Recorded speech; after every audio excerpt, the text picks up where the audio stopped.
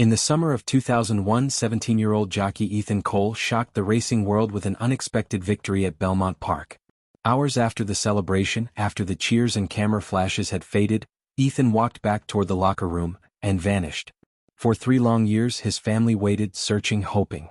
His brother, Daniel, tried to move forward, but the silence became its own kind of torment. Daniel worked construction in Brooklyn now. The sound of saws and hammers filled his days, drowning out the ache that lived in his chest. The high-pitched whine of the circular saw vibrated through his arms, the smell of sawdust filling the air. It was the only thing that felt real anymore. 3 years since Ethan disappeared and still no answers. Cole. The foreman's voice broke through the noise. Daniel looked up, sweat dripping into his eyes. "You got visitors," the foreman shouted, jerking a thumb toward the entrance. "Suits." Daniel's stomach tightened. Suits never brought good news. He wiped his hands on his jeans and made his way toward the street entrance, stepping around the clutter of tools and cables. 2 men waited near the door, detectives clearly. They had that look. The older one stepped forward, gray hair, weary eyes. "Daniel Cole?" "Yeah," Daniel said, cautious. "Detective Jack Hanley, NYPD Homicide." "This is Detective Miller." The word hit like a blow. Homicide. For 3 years Ethan had been a missing person. Daniel's voice wavered. "Homicide? Why are you here?" Hanley's expression softened just slightly. "We need you to come with us to Queens. There's been a development." "What kind of development?" Daniel demanded. "Did you find him?" "It's better if we talk on the way," Hanley said quietly. He hesitated as if searching for the right words. "Yesterday, during a routine inspection at a meatpacking plant in Queens, they found a jockey's helmet. We have reason to believe it was your brother's." Daniel's knees nearly buckled.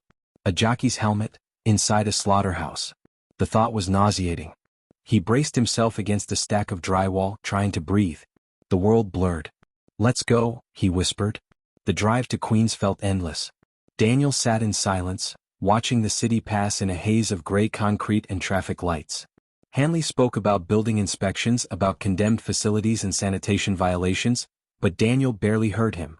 His mind kept flashing back to Ethan's smile, the roar of the crowd, and then the cold horror of that single word, slaughterhouse. When they arrived, the air smelled of bleach and rust. The building loomed ahead, an aging brick warehouse marked with a bright yellow condemnation notice. Police tape fluttered in the humid wind. The sign above the door read, A&R Meats. Daniel stepped out, his boots crunching against the gravel. The place was silent except for the hum of generators and the distant echo of dripping water. It felt wrong, like death still lingered in the walls. "This way," Hanley said, leading him through a side entrance. The air inside was cold, the kind of cold that seeps into your bones. Fluorescent lights flickered overhead, bouncing off stainless steel walls. Empty meat hooks swayed gently from the ceiling. Daniel followed in silence, his breath fogging in front of him. Every step echoed. Hanley stopped near a tiled wall. A large ventilation grate leaned against the floor. "They were cleaning the vents," he said, shining his flashlight into a dark opening. Turns out this wasn't a vent at all. It was a hidden compartment, sealed behind the tiles. No one would have found it unless they stripped everything out. Daniel stared into the narrow cavity. It was small, barely 4 feet wide, lined with insulation.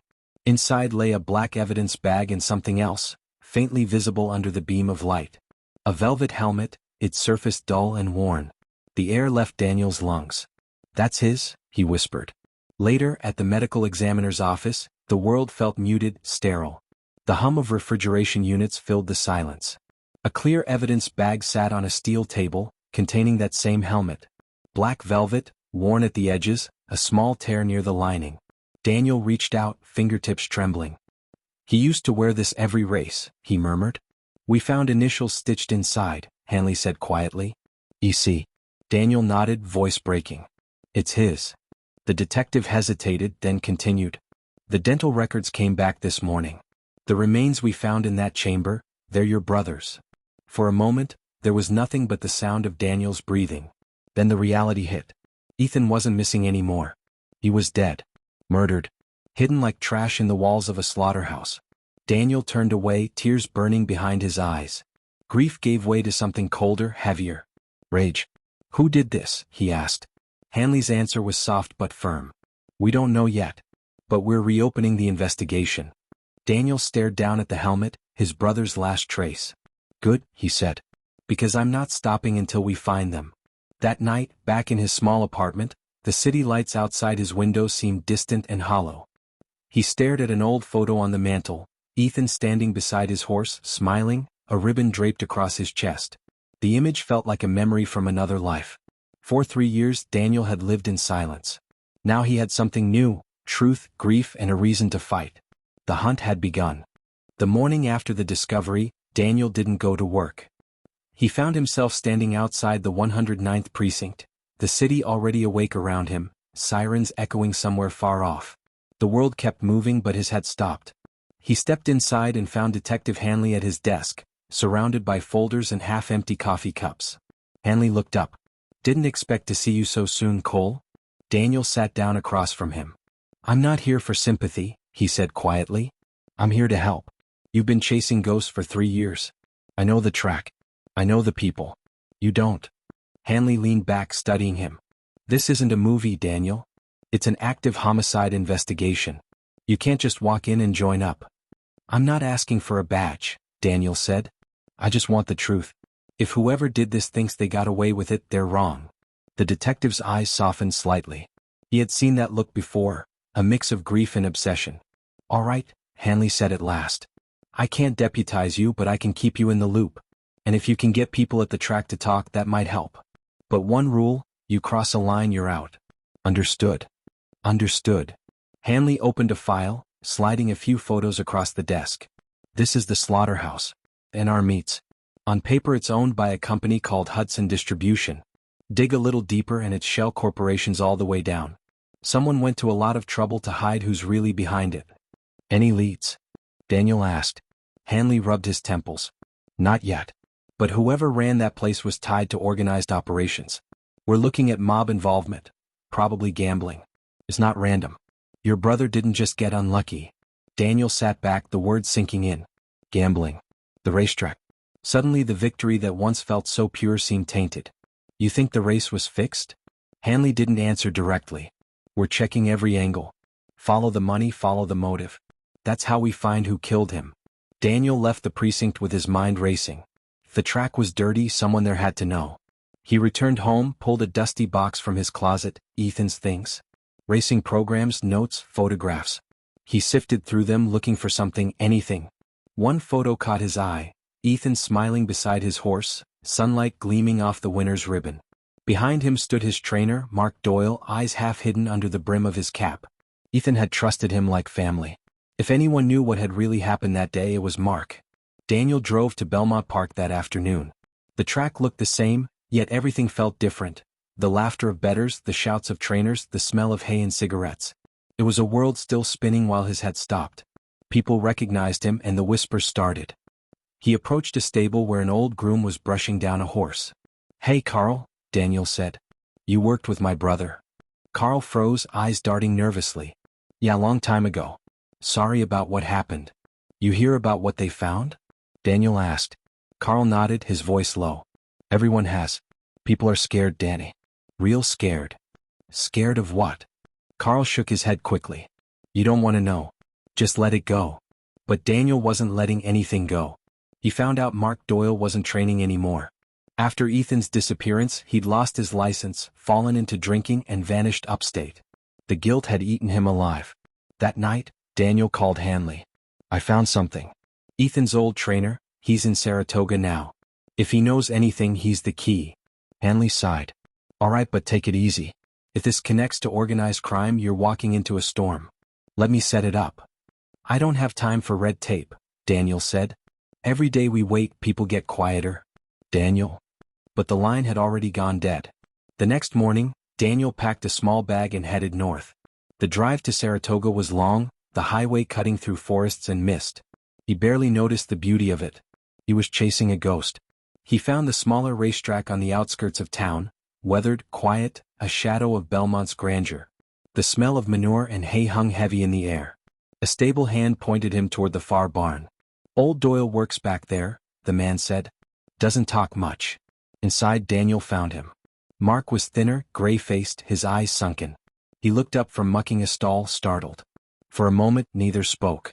Mark, Daniel said softly. The older man froze, the pitchfork slipping from his hands. Daniel, I thought you'd moved on.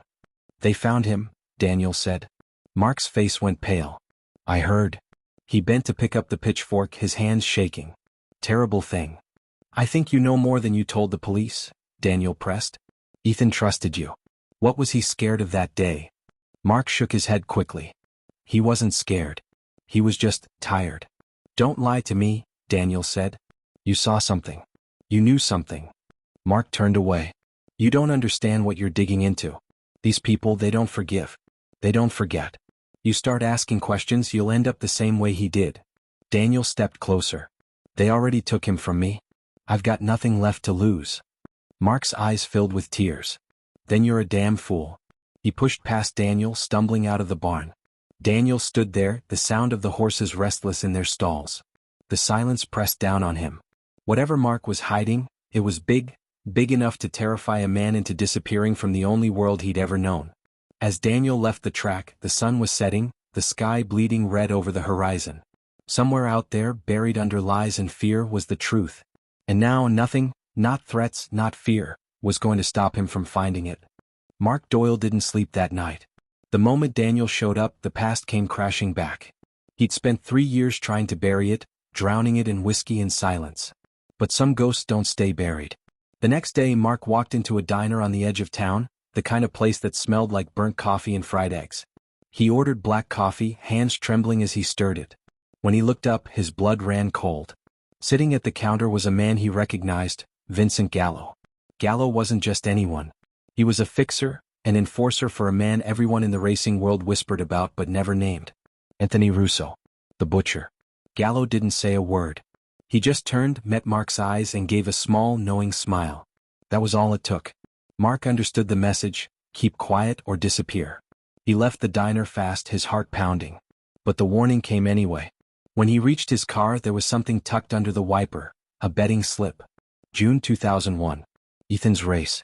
Mark sat behind the wheel, staring at it, his hands shaking. It wasn't just a threat. It was a reminder. A reminder of the day that ruined everything. He knew he couldn't run anymore. So he did the only thing left: he called Daniel. By the time Daniel got back to the city, Hanley was already waiting for him. We've been digging deeper, the detective said, pointing to a whiteboard filled with notes and photos. A&R Meats is a front. Multiple shell companies. They all lead back to Russo's holding group. Illegal gambling, loan sharking, race fixing. It's all connected. Daniel leaned over the desk. You think Ethan's race was fixed? Hanley nodded slowly. If it's a massive amount of money shifted onto the favorite at the last minute. When Ethan won, someone lost millions. The kind of money that gets people killed. Daniel's stomach turned. He didn't throw the race. He'd never do that.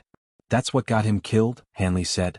That night, Daniel tracked down an old bookie named Benny Ruiz, a man who used to handle bets around the track. The kind of man who survived by knowing when to talk, and when not to. Daniel found him in a rundown OTB parlor, smoke hanging thick in the air. Benny looked up, suspicious. Daniel Cole, he said, grinding out his cigarette. Haven't seen that name in a while. I'm looking for information, Daniel said. Ethan's last race. Benny frowned. You don't want to stir that up. People died over that race. Daniel slid a folded 50 across the table. I'm not asking twice. Benny sighed, pulling out a battered notebook from his coat. I keep records. Old habit. June 2001. Yeah, here. He ran his finger down a column of scribbled numbers. Look at this. Early bets came in heavy on your brother. Then, 30 minutes before post time, boom, the flood hits. All on the favorite.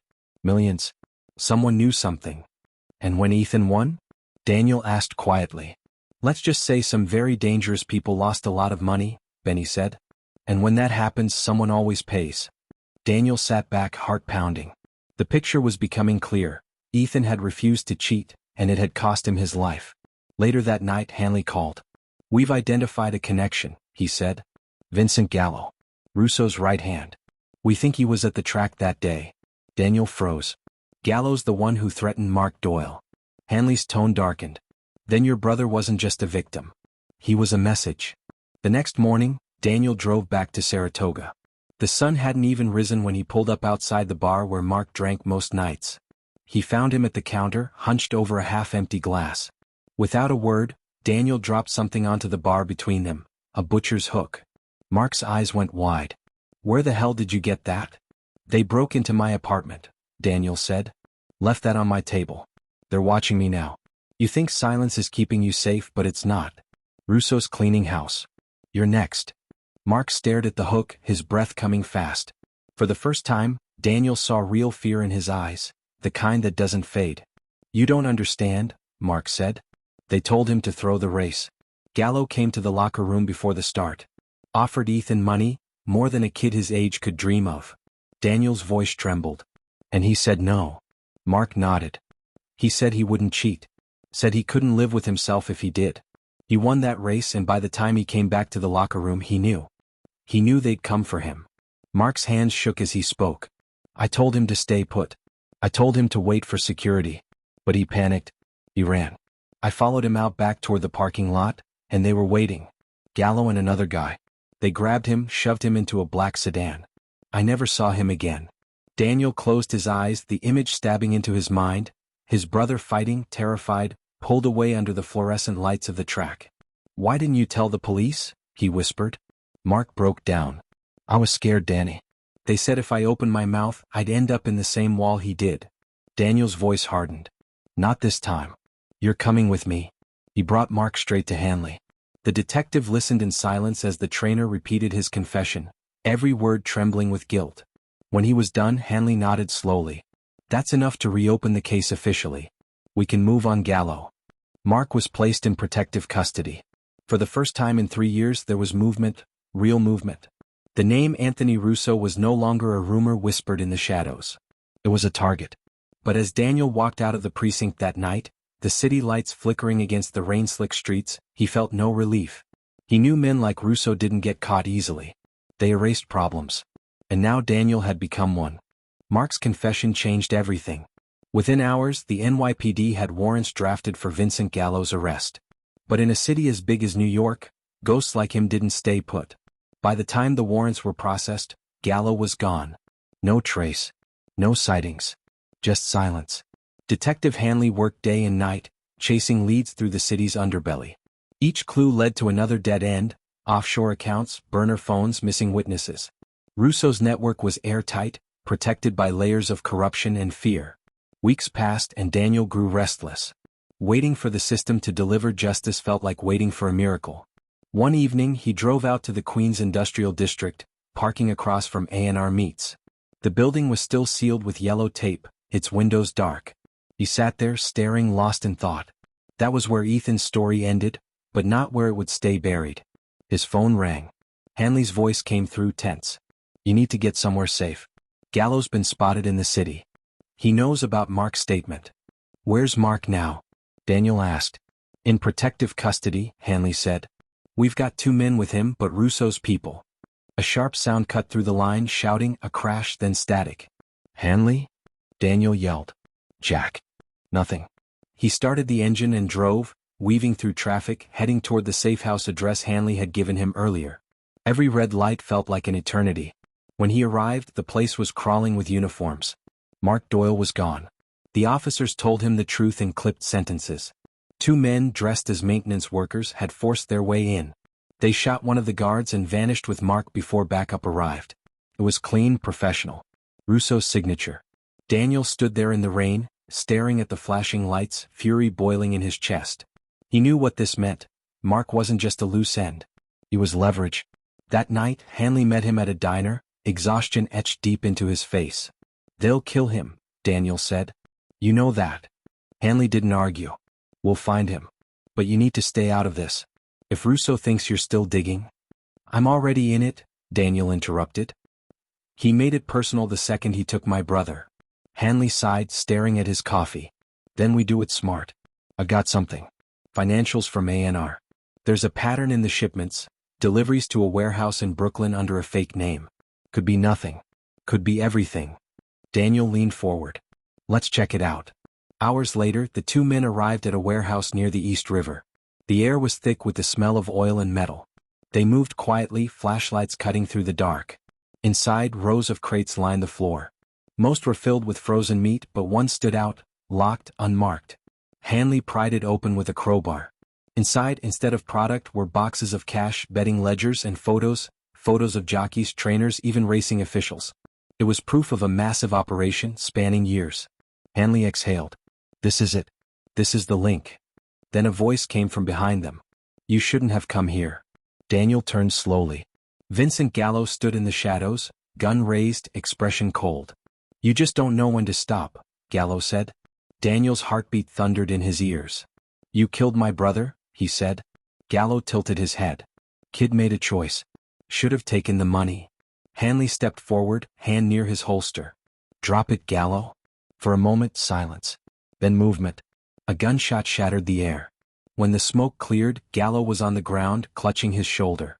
Hanley had fired first. Officers swarmed in seconds later. Backup. Drawn by the GPS Hanley had triggered the moment they entered the building. It was over. Almost. The ledgers and photos tied everything back to Russo. The illegal bets, the payoffs, the cover-ups. The empire he built on blood and fear began to crumble. Within months, indictments were handed down. Russo was arrested in his Long Island mansion, silent as the cameras flashed. In the courtroom, Daniel sat in the back, expression unreadable. When Russo was sentenced to life without parole, he didn't cheer. He just closed his eyes.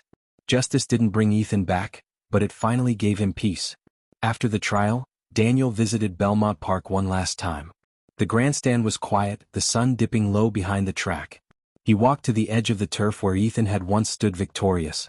The wind carried faint echoes of the crowd, long gone now. He knelt, placed Ethan's helmet on the ground and whispered, You kept your word, kid. You didn't cheat. And now they'll never forget you. He stood there a long time before walking away, the sound of distant thunder rolling across the horizon. In the end, the truth wasn't buried in the walls of a slaughterhouse. It was buried in greed, in corruption, in the choices of men who thought they were untouchable. But the thing about secrets is, they never stay buried forever. This is the story of Ethan Cole. The jockey who refused to throw a race, and the brother who refused to stop fighting. If you believe stories like this deserve to be heard, don't forget to follow, subscribe, and share.